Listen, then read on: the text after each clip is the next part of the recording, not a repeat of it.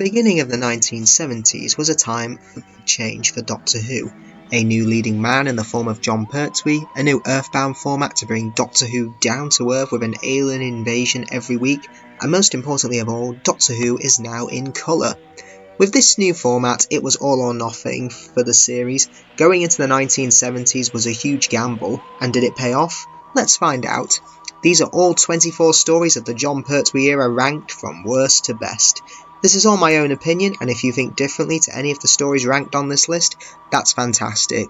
With all that out of the way, starting at the bottom of the list with the very worst Third Doctor story, we have number 24, Mutant. Despite its excellent looking monsters and decent subtext of independence, segregation, apartheid and evolution, The Mutants I find to be one of those serials that starts vapid and never really changes in quality. With miscast actors, an ugly looking production design, and distracting music with an overlong script, The Mutant feels very by the numbers for the Jon Pertwee era. Whilst the idea of a metamorphosis occurring in a species every few hundred years with radical climate change is an intriguing plot, it is for the most part just poorly executed, and there is so little that the audience can connect to on an emotional level that it's tempting just to switch off. Ultimately, it feels like The Mutant spent so long making its point that it forgets to entertain, and feels like the most misguided attempt at playing an adult drama in the Pertwee era. Unlike stories such as Colony in Space and The Monster of Peladon, I don't think reducing the episode count would remove any of its problems because most of them are with the execution. For being so emotionally vapid and empty, Mutants rank as the worst Pertwee story for me. Number 23. Time Monster. Depending what day it is, I can alternate between this and The Mutants as the worst story of the Jon Pertwee era, but I rank this one slightly higher as I do find the Time Monster more entertaining, but on an ironic level. This serial should have everything going for it. We've got the writers of The Demons, The Green Death and Planet of the Spiders, the director of Dare the Daleks and Frontier in Space, Terrence Dicks at the height of his script editor powers, Jon Pertwee and Katie Manning settled into their relationship, the Unit family, the Master, a script bursting with ideas that can encompass everything from TARDIS within a TARDIS and a trip to Atlantis, in an attempt to craft an end-of-season spectacular. Surely it should be fantastic, right? But it isn't. The whole thing just feels so lethargic. The dialogue lacks urgency, the plot lacks any drama, the performances are just misguided as well. Everyone acts as they're involved in some kind of jolly family outing rather than an end-of-the-world feel, and the direction is flat, boring and lacks atmosphere, particularly in the Atlantis scenes. Something might have been salvaged had one of these problems struck, but the coming together of all these elements creates a feeling that this story is being made up on the spot by a team of regulars that are just far too comfortable with each other. For a story that finishes a universe away from its stars, the Time Monster just feels so unambitious. The contemporary Earth scenes are just really unimportant. All the characters that make up the first 4 episodes are just written out completely when the action moves to Atlantis, only to return for a stupid gag at the end. The ancient city is realised really inadequately on every level. You have to question whether the production team is in desperate need of a shake-up. Time Monster is one of those rare Doctor Who stories where just nothing comes together production-wise, and ranks as one of the weaker Third Doctor serials for a good reason. Number 22. Colony in Space.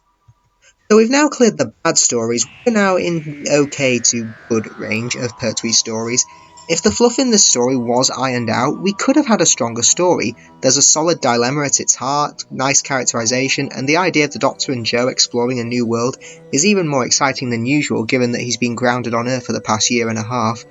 With the 2 extra episodes, however, the story just seems to go round and round in circles, with the power baton being constantly passed between the colonists and the mining company, the diversion into the city proving a diversion into Pantoland, and the tedious scenes of the Doctor and Jo in the danger of the Master's TARDIS. At 4 episodes it would have been a lot tighter, pacier and exciting, but there's just a lot of detracting elements here.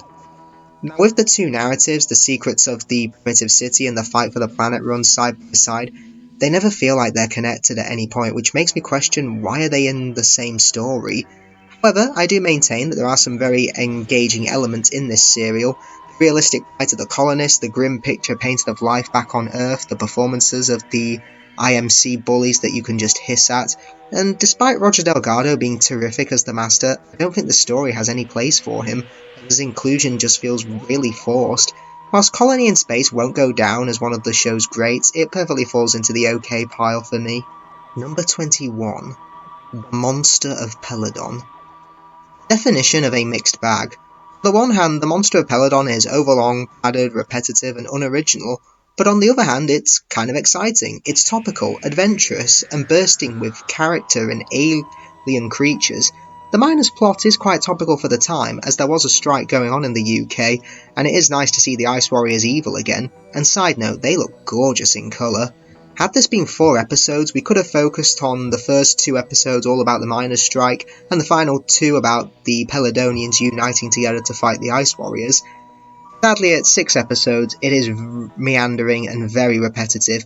The amount of times Sarah Jane thinks the Doctor is dead gets pretty old by the second out of 3 times in this serial, despite Elizabeth Sladen's best efforts.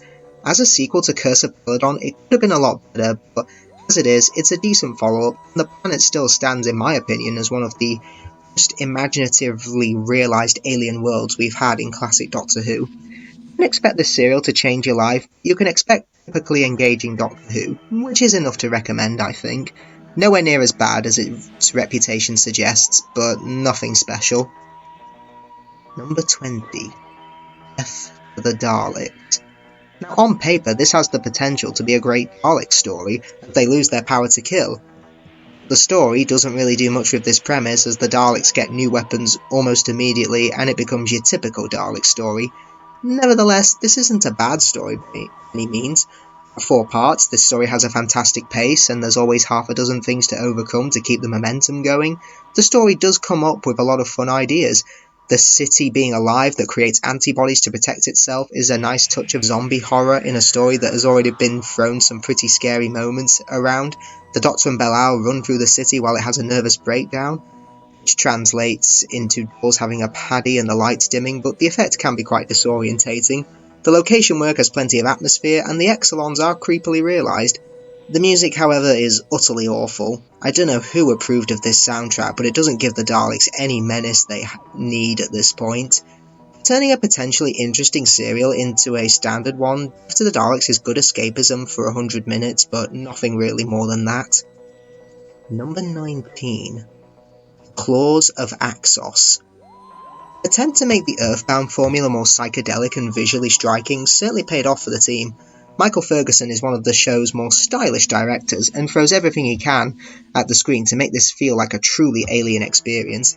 Now, it is nice that we do get an alien species that doesn't approach the Earth all guns blazing, but enjoys a more subtle and a more insidious approach, offering us something that appeals to humanity's vainness that will allow them to embed their claws into the planet's carcass and suck the Earth dry. The Doctor often comes up against violent and brutish aliens, then it makes a surprising change to present a menace that has fought through its takeover and has decided to use a little psychology. Organic science is a lovely idea, and the method that might observes, transmits and programs could end humanity's struggle with famine and greedy UK politicians keeping it from themselves. Back when Doctor Who never touched politics, of course. While the Claws of Axos may fall under the weight of its ambition, it certainly should be admired for its creative aliens and psychedelic direction. Okay, so a little bit of disclaimer coming up here. Until we get to the top 10, the quality of the next stories I consider to be pretty equal to each other, but because I am ranking all of these, let's give them all a placing.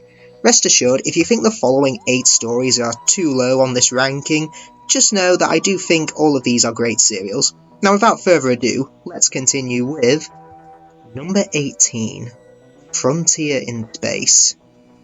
If you had asked 12-year-old me where I would have put this story, it probably would have ranked towards the bottom, as I found this to be a dull and overlong space opera, but having grown up, it's certainly the story I've appreciated more over time. Despite the repetition of the Doctor and Jo being thrown into one prison cell after the other, this is a pretty fine space opera. The scale of this story feels huge both in terms of its setting and production.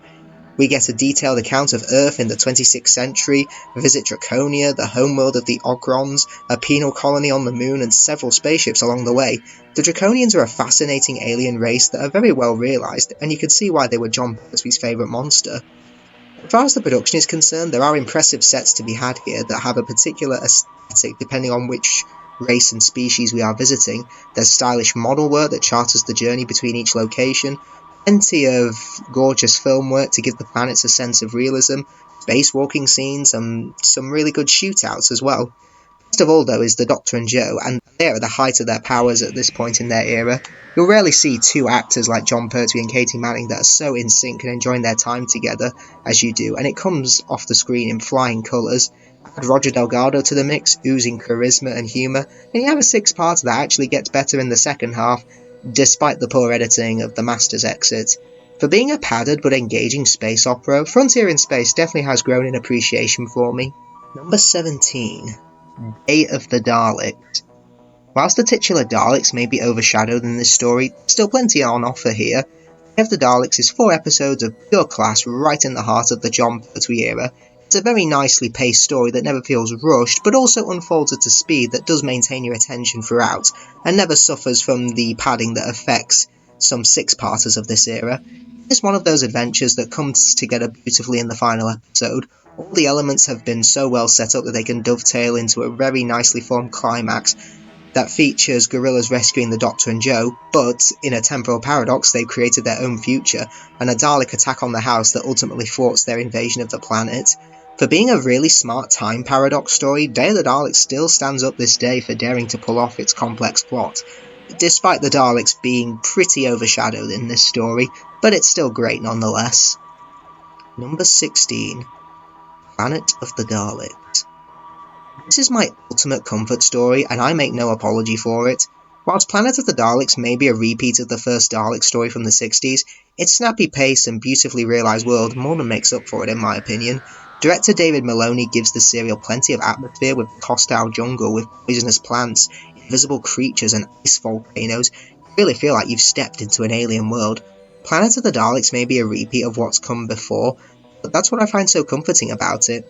The serial has all the familiar elements, but they're so well executed it makes me appreciate this story just as much as when I was a kid. Planet of the Daleks may be a collection of the Daleks' greatest hits, but it's certainly a wonder for me. Number 15. The Three Doctors. First anniversary story and multi-doctor story certainly succeeded by being so gosh darned fun. Patrick Troughton slips back into the role of the second Doctor with wit, energy and cheek. It's almost like he's never been away from the series. And William Hartnell puts in a brilliant final performance as the first Doctor, despite being on his last legs health-wise. Omega is a fantastic addition to Time Lord lore, and a great villain with a booming voice, but a level of sympathy due to his trapped and abandoned situation. Whilst the budget may let it down, all the cast members look like they're having a whale of a time, which certainly gives the serial the energy it needs. For having elements of the past as well as looking ahead to the future by lifting the Doctor's exile, The Three Doctors is best enjoyed with cake and jelly babies, or Gelgards as they're commonly called, and is definitely a serial worth celebrating. Number 14. Planet of the Spiders. When it comes to Doctor's swan songs and endings, this one rarely gets mentioned as one of the greats, and whilst it may not be up there with Caves of Androzani or Parting of the Ways, it's still a very worthy finale. Planet of the Spiders is a fine celebration of the Pertwee era, and a memorable tale for the actor who brought the show a new direction and success to go out on. There is plenty of well-directed action, terrific development for the Doctor, Sarah, and Mike, and memorable scares with the twitching giant spiders that have a habit of leaping on their victims' backs. The first episode is very strong, and the last episode takes the Doctor on the most important journey of his life so far, ending on a final scene that will melt your heart as the Doctor tries to comfort Sarah as he dies before her. Metebelis sequences are pretty theatrical, but nowhere near as bad as people pretend that they are, and it is a nicely realised alien world. Only a few CSO shots are pretty bad, but the design and lighting is very strong, and the power games with the spiders are great fun. There's lovely characterful touches throughout, like Mike's redemption and even Jo Grant's letter, the return of the Doctor's mentor. It generates more than enough relevance to make this a worthy swan song to a fantastic Doctor. Despite its padding and effects, Planet of the Spiders stands as a very worthy regeneration serial. Number 13. The Ambassadors of Death. In terms of its direction, its coarse tone and its fantastic monsters, I can't fault these elements, but the Ambassadors of Death is still weighed down by a number of flaws that become apparent as it progresses. It's overlong and excessively complicated, and has some characters whose motivations aren't always backed up by their actions. However, this is compensated as it comes in the form of a cast of complex, superbly cast characters, brilliant action sequences, and if this was 5 episodes long and we cut out some of the fluff, we simplified the machinations by removing a few superfluous characters and completely cut out the Doctor's journey into space, it would be pretty flawless. Its troubled inception goes through in these complications, but the team pulled it off very well despite its troubled conception from the start, as Ambassadors of Death was a script that went through multiple writers. It's Doctor Who reimagined as a gritty, violent conspiracy thriller, trading its imaginative roots for something altogether more adult and contemporary. If the serial was 2 episodes shorter, this certainly would have ranked a lot higher on this list, but for being a gritty and grim thriller, The Ambassadors of Death rightly deserves its place in this ranking. Number 12. Invasion of the Dinosaurs. Yes, I know, the dinosaurs, they look like shit. But can we please ignore those effects and focus on this superb conspiracy thriller? Yes, they're terrible special effects, but we shouldn't just judge it for that.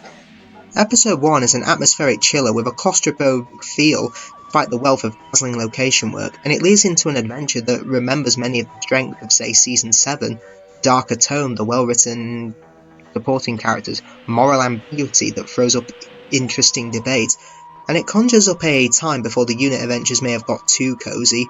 Malcolm Hulke's ridiculously ambitious premise is sold completely on the strength of the performances, and the entire cast commit themselves perfectly.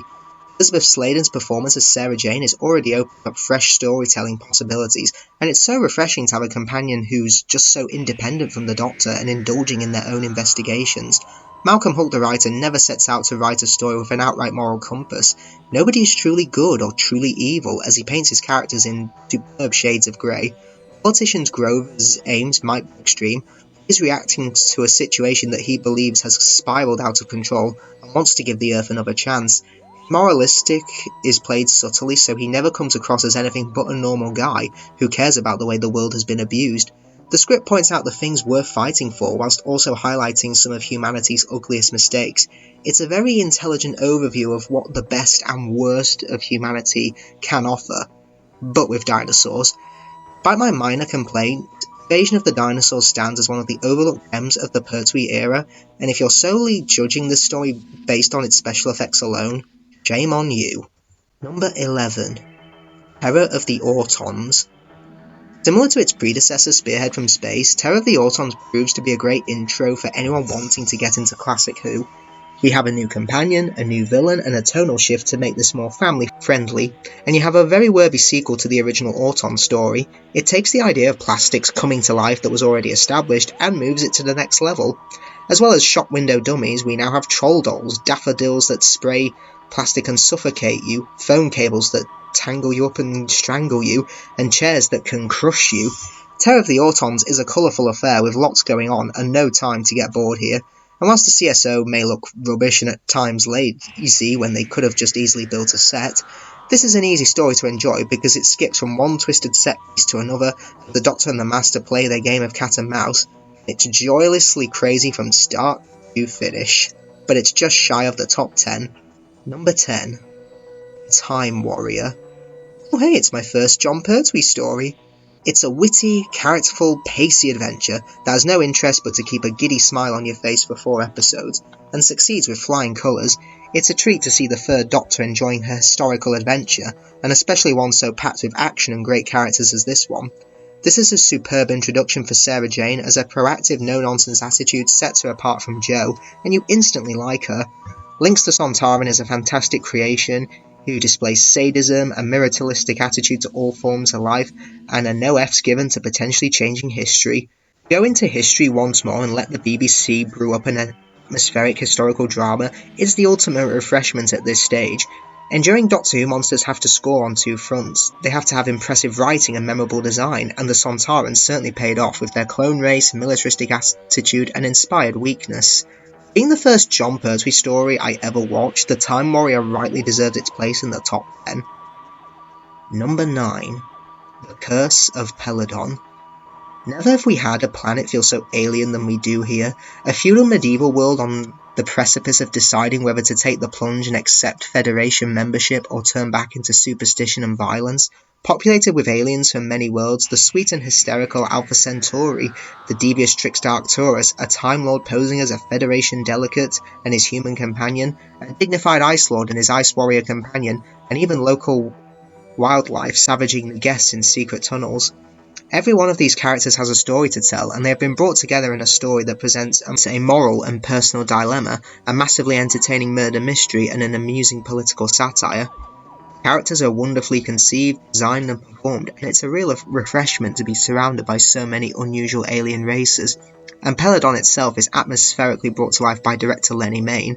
A world of stark simplicity and smoky corridors, of wind-lashed cliff faces and cavernous tunnels, add in the Doctor and Jo at their most gorgeous chemistry, guest characters that are in with depth and sensitivity, a three-dimensional villain, and a plot that constantly throws surprises at you, and you have a story that's firing on all cylinders.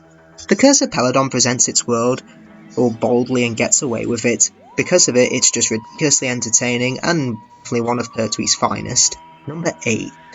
Carnival of Monsters. One of the most overlooked scripts from Robert Holmes and the Pertwee era as a whole, Carnival has so much going for it in its favour that I don't know where to begin, but it's a relatively easy watch at 4 episodes and is packed to the brim with sparkling material, which means it's one of those rare moments in the era where the story doesn't drag or feel as though it needs a little pruning. I would argue that this is a vital Pertwee story because it shows what the era can do when it ditches unit in contemporary Earth and lets its hair down a bit and gets a bit crazy. Given his wealth of excellent material, it's no small statement to say that this is one of Robert Holmes' stronger scripts, one that is saturated with wit, creative ideas and great characters. He knows how to pique your interest, brewing his own special brand of storytelling alchemy in the first episode, and whetting your appetite for what's going to happen next. Carnival of Monsters is postmodern before it became all the rage, offering a cutting satire on television, and its conventions with marvellous digs at television. Holmes is always thinking about how his environment works, and there's a twisted logic at the heart of the story that makes perfect sense, even when the wild ideas are bursting like fireworks in the sky. Incredible premise, the Doctor and Jo caught in the workings of a machine with miniaturized environments, is incredibly ambitious. The Pertwee-Manning relationship is at the height of its powers and proves effortlessly watchable, and the Doctor and Jo are inundated with memorable moments in a story that plants them centre stage. It may have the odd bad effect here and there, but this is about as magical as Doctor Who comes, revelling in the possibilities of just how limitless it can be, mocking everything from the TV medium, show business and bureaucracy, indulging in a fast-paced runaround, contributing some terrifying monsters, and providing much food for thought as it just entertains you from start to finish. Number 7. Sea Devil. Is this more or less a repeat of the Silurians? Yes. Does it make up for that by being an exciting adventure packed to the brim with action? Yes. The script and character work may not match Doctor Who and the Silurians for shades of grey, but Malcolm Hulke is too strong a writer to let even the smallest of characters slip by without colour and conviction. Like all six-parters, it is quite padded, but as a complete story, it holds together far better than I've ever given it credit for, aided by the impressive action content, which adds a warm movie credibility to the piece. With huge thanks to the Royal Navy, ensuring that when they do attack the Sea Devils, it genuinely looks like they have the facilities to wipe them out. Michael Bryant's direction is excellent and he ensures the pace rarely lets up, filling the story with exciting set pieces.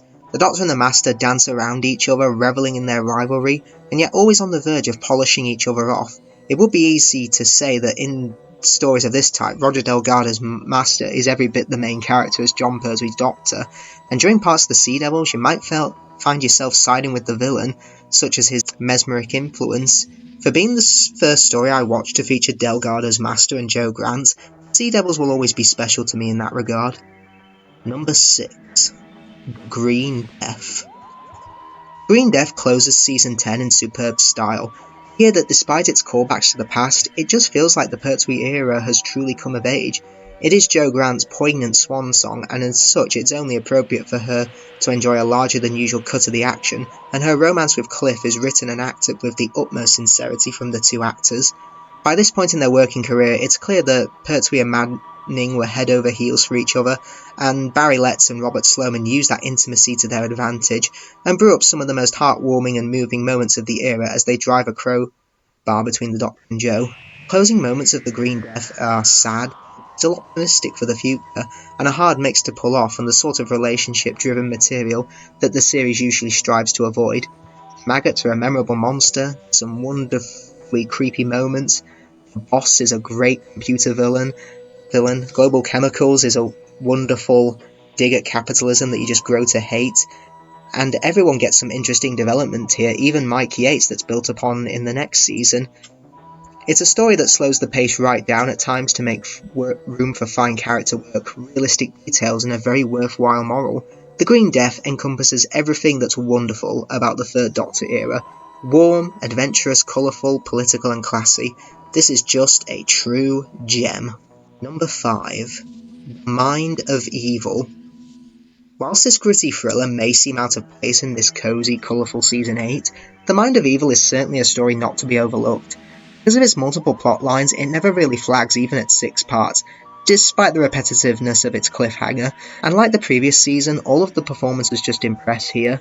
Mind of Evil is one of Roger Delgado's finest stories as the Master, projecting a sense of danger and unpredictability that we haven't really seen in him. There's something very right about the Master utilising a gang of criminals to do his bidding, and the shots of him with a weapon of mass destruction within arm's reach are classic moments of this era.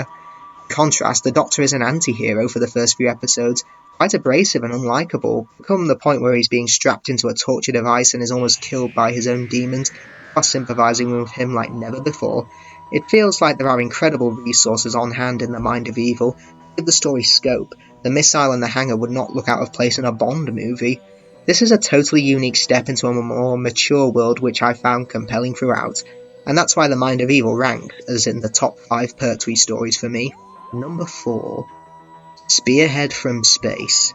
What a way to kick off a brand new era. Spearhead from Space is so slick and assured it could have been the pilot story for the series, and no one would have known otherwise.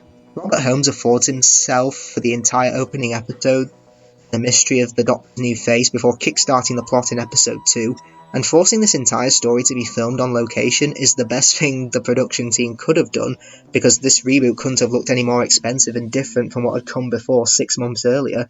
It feels as though the BBC is throwing everything they have at this story to make the switch to colour a success, when in reality it was just a strike action that forced the serial to be shot on film. Jon Pertwee, Caroline John and Nicholas Courtney make for an impressive set of new regulars, and all 3 characters are intelligently written and have memorable interaction. And a lot of the material is surprisingly adult and frightening, with one scary set piece after another. 4 episodes long, it feels quick-paced and never drags. The Autons are fantastic new villains, and superbly make something ordinary as a shop window dummy and make it come alive and shoot you in the streets. What do you get when you combine a polished production, a charismatic new Doctor, a bold new format for the show, and a proper scary adventure? One of the finest stories of the 1970s. Number 3. Silurians.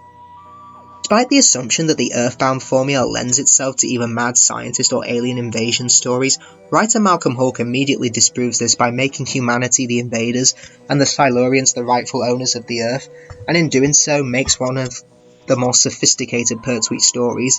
The Silurians are an excellently conceived race, and their origins open up a huge moral quandary with no easy answers. Who is to say they don't have a right to reclaim their home that has become overwhelmed with human beings since they have slept beneath the earth? Malcolm Hulke always characterises his story to the brim, but he has surpassed his best efforts here with this memorable supporting cast. Every one of the characters comes alive in unexpected ways, and the director has cast them all perfectly. The performances add so much weight to the already substantial characterisation. The regulars all shine too, with Jon Pertwee, Caroline John and Nicholas Courtney all given plenty to do, and treating the drama with appropriate seriousness. At 7 episodes, you would think that the story would outstay its welcome, but there is enough drama and surprises to see you through to the end. The ending is just hailed as one of the show's best, and it shows that the Doctor's new military allies might not be as trustworthy as he thought. Whilst the music is ear-piercingly terrible and awful, I can overlook that because the rest of the production is so strong. For positively revelling in the Earthbound formula and giving us one of the strongest morality tales of the whole of Doctor Who, it's easily one of my favourite adventures. Number 2. The Demons. Including Jon Pertwee's second season that established a warm family tone, The Demons succeeded with flying colours through its premise alone. An alien being posing as the devil, pushing humanity's progress forward and ready to bring an experiment to a grand conclusion. It's such a brilliant idea for a Doctor Who story that when you factor in the gorgeous location work, wonderful characters brought to life, great lines, action, stunts, cliffhangers and scares, you have what you can be called quintessential Pertwee. Christopher Barry, the director, has done a grand job of bringing the script to life and milks it of every drop of tension and excitement, and the whole story moves at an incredible pace. All the regulars get a moment to shine, Yates and Benson get out of their unit uniforms and get a great fight scene, and the story is headed by two charismatic performances from John Pertwee and Roger Delgado. With Terence Dick's script editing and Barry Letts writing the backbone of the adventure, it is an intelligent one, and it leads to an impressive climax with the church going up in flames, and a lovable closing scene of the dance around the maypole, which always leaves me feeling warm and fuzzy inside. While this would be the best Pertwee story, that honour goes to number 1, Inferno. Without question, this is hands down the best Third Doctor story. Everything about this apocalyptic nightmare is sublime. Whilst the Earthbound formula can be limited to mad scientist and alien invasion stories, I can excuse the repetitive format if the story is good or even amazing, and Inferno is a blazing good story. Whilst the serial had to be a 7-parter, the production team went for it and decided to tackle Doctor Who's first parallel world adventure. It succeeds with flying colours. Giving the main cast the chance to play their evil doppelgangers is a terrific idea, and you can tell they all had a blast playing them. While I doubt the Primords will go down as one of Doctor Who's best monsters, they're still well convicted, and the cast certainly pulls off the nightmare and doomsday that they all find themselves in. Inferno fully encompasses the dark, mature, and downright cold tone that Season 7 had, by having the guts to destroy the parallel world that releases the power of the Earth's core, warning us not to mess with nature. But Doctor Who never touched politics before 2018, remember? For ending the first season of Colour and Jon Pertwee's first season on such an impressive high, Inferno will rank as my favourite Jon Pertwee story and one of the greatest Doctor Who stories ever made. As I finish the Jon Pertwee era, I definitely feel, in terms of story quality, this is the most consistent era of the programme. Given that the Third Doctor had more or less the same script editor and producer throughout the 5 years of his time on the series, it's hard not to see why his era is the most strongest in terms of the strength of his stories. But as the 70s waver on, we now arrive at the most iconic incarnation of the Doctor, which we will talk about next time. Let me know in the comments below what your favourite Jon Pertwee stories are, and I'll see you all next time. Goodbye.